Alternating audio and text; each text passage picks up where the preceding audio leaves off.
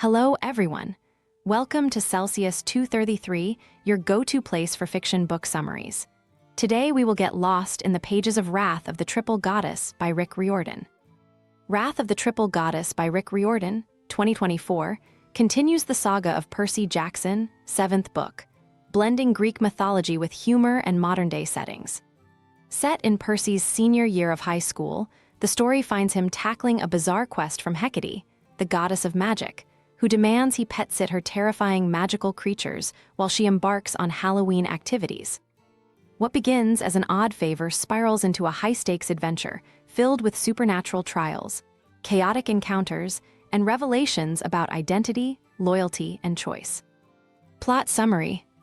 Amidst the crisp October air of New York City, Percy Jackson relished a rare streak of normalcy in his final year of high school. But as always, his peace was short-lived.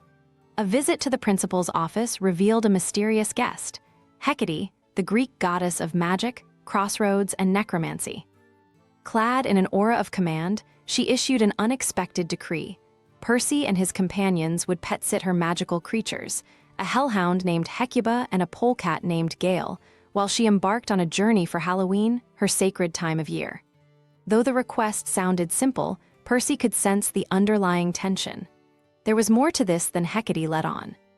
Percy, Annabeth, and Grover prepared for the unusual task. Gramercy Park West was their destination, a neighborhood steeped in both wealth and secrets. The house itself defied ordinary perception, blending into its surroundings until viewed head-on. When it revealed its tombstone facade, shrouded in mist and guarded by snarling gargoyles, it became clear this was no ordinary home. Inside, the trio encountered an expansive, eerie mansion with an air of magic that seemed to breathe with its own life.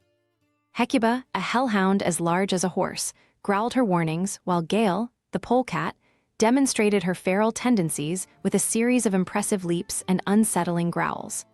The goddess explained the intricate care schedule for her pets. Hecate required enchanted vitamins and her rock-like kibble, while Gale demanded raw chicken carcasses suspended from hooks, which she gleefully shredded with violent abandon.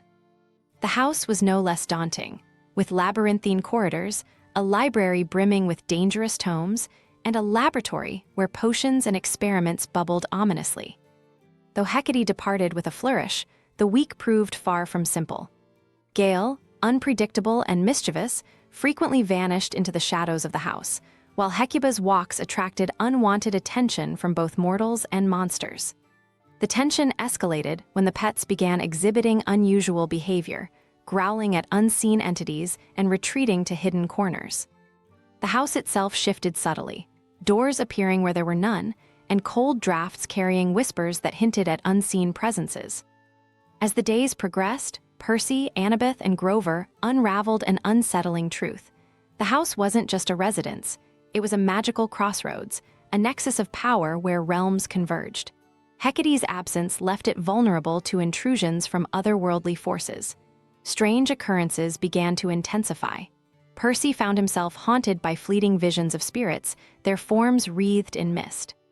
Annabeth discovered cryptic warnings etched into the walls of the library, while Grover sensed an unnatural disturbance in the fabric of nature surrounding the property. Their suspicions were confirmed when a minor goddess appeared at the house, furious at Hecate for denying her a place of power. The goddess, Melanie, the bringer of nightmares, sought to use the crossroads to amplify her abilities and wreak havoc across the mortal world. With Hecate away, the house's protective wards had weakened, allowing Melanie to slip through. The trio had no choice but to defend the house and Hecate's pets. They devised a plan to strengthen the house's defenses, relying on Annabeth's strategic mind, Grover's connection to nature, and Percy's affinity with water. As they worked, Melanie unleashed her powers, conjuring spectral terrors that turned their fears into vivid, paralyzing nightmares. Hecate and Gale, despite their temperaments, proved invaluable allies. The hellhound's ferocity and the polecat's nimbleness helped hold the spirits at bay, while the group fortified the house. The battle reached a fever pitch on Halloween night, the apex of the house's vulnerability. Melanie summoned an army of restless shades, their anguished wails echoing through the halls. Percy, armed with Riptide, fought to protect his friends while Annabeth deciphered the final riddle that would seal the crossroads. Grover called upon the earth itself, coaxing vines and roots to entangle the spectral invaders. Their combined efforts turned the tide, but not without cost. Exhausted and injured, the trio managed to trap Melania within the magical wards of the house, banishing her from the mortal realm. Just as the house settled into silence, Hecate returned, seemingly unfazed by the chaos her absence had caused. She commended their efforts, offering each of them a token of her gratitude, recommendation letters for Percy's college application, a rare magical text for Annabeth, and a pouch of enchanted seeds for Grover. Though her praise was measured, it carried a weight that hinted at her respect for their resilience. As they prepared to leave, the house seemed to sigh with relief, its eerie energy dissipating into the crisp night. Percy, Annabeth, and Grover stepped back into the world of mortals, carrying the weight of their experience, but also the satisfaction of a hard-fought victory. Halloween, they realized, wasn't just a time for monsters and magic. It was a reminder of the fine line between the mortal and the divine, a line they walked every day. That's all for now, but if you're loving Percy Jackson and the Olympians series, there's more waiting for you. Find the other books by Rick Riordan in the description or on Celsius 233. Remember, while our summaries capture the essence, they can never replace the full experience of reading the book. If this summary intrigued you, consider diving into the complete story, buy the book, and immerse yourself in Rick Riordan's original work. Bye-bye, take care, have fun.